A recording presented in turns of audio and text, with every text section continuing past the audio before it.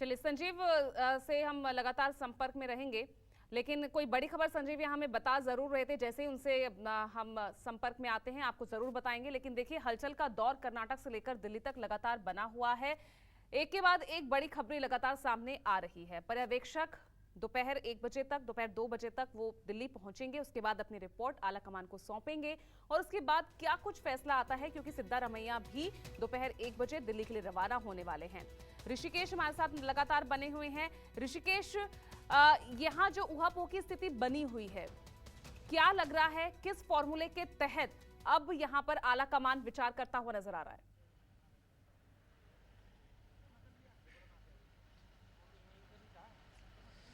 देखिए, दिल्ली ने साफ कर दिया है कि कर्नाटक की लड़ाई वो जीत चुके हैं और उनकी जो असली लड़ाई है 2024 का लोकसभा चुनाव है।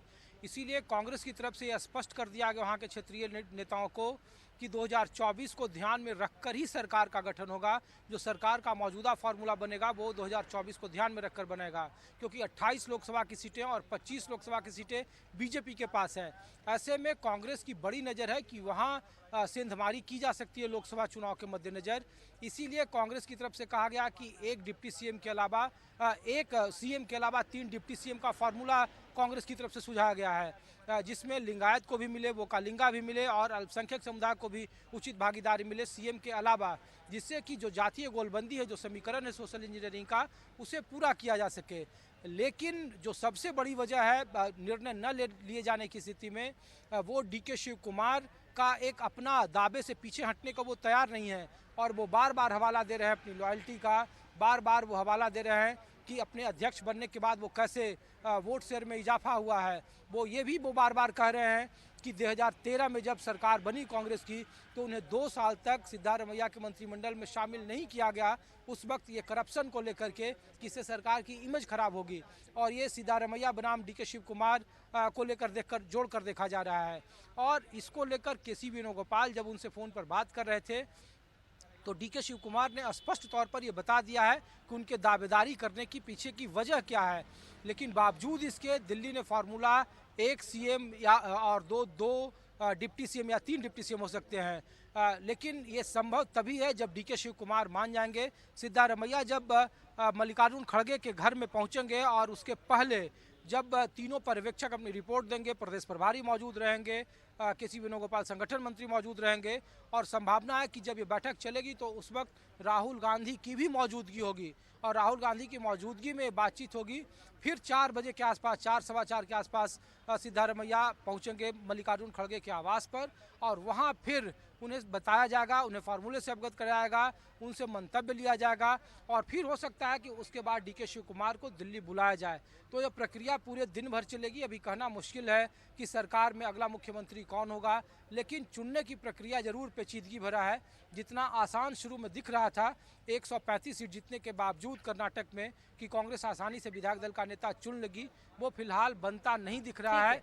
अभी भी कोशिशें जारी है और बातचीत के जरिए रास्ता निकाले जाने की कोशिश है, क्योंकि डीके शिव कुमार अब भी तैयार नहीं है कि वो पीएम पद की दावेदारी से पीछे हटे।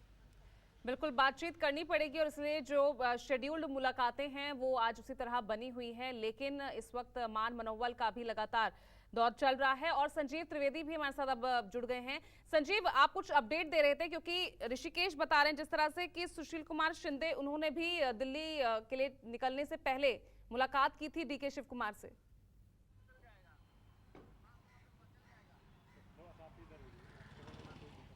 जी हाँ, देखिए जो अपडेट है वो ये है कि दरअसल जो कल राय मशवरा लिया गया था, राय शुमारी की गई थी उन विधायकों से जो नए नवेले जीत करके आए हैं, तो वो सीक्रेट बैलेट के ज़रिए की गई थी। और ये जो सीक्रेट बैलेट है यही अपने आप में एक रिपोर्ट है, और ये सीक्रेट बैलेट पार्टी आलाकमान के सामने खोला जाएगा। ये सीक्रेट बैलेट जो है वो पार्टी अध्यक्ष के सामने खोला जाएगा और वहाँ पता चलेगा कि आखिरकार किसके समर्थन में कितने विधायक हैं।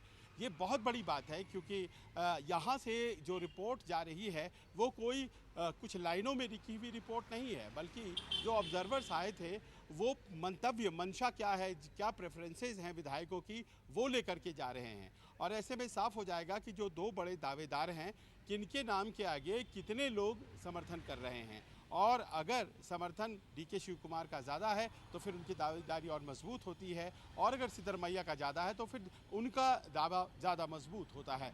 ये सब कुछ फैसला दिल्ली में होना है, और अगर ऐसा होता है तो मान कर चलिए अभी जो लोग बता रहे हैं कि उसमें सिद्धरमैया के गुट के लोगों के दस्तखत ज़्यादा हैं, पर ये क्या सच है देखना पड़ेगा, क्योंकि अभी भी पिक्चर बाकी है, अभी भी खेल खुला हुआ है। कुल मिलाकर ऐसा लग रहा है कि जिस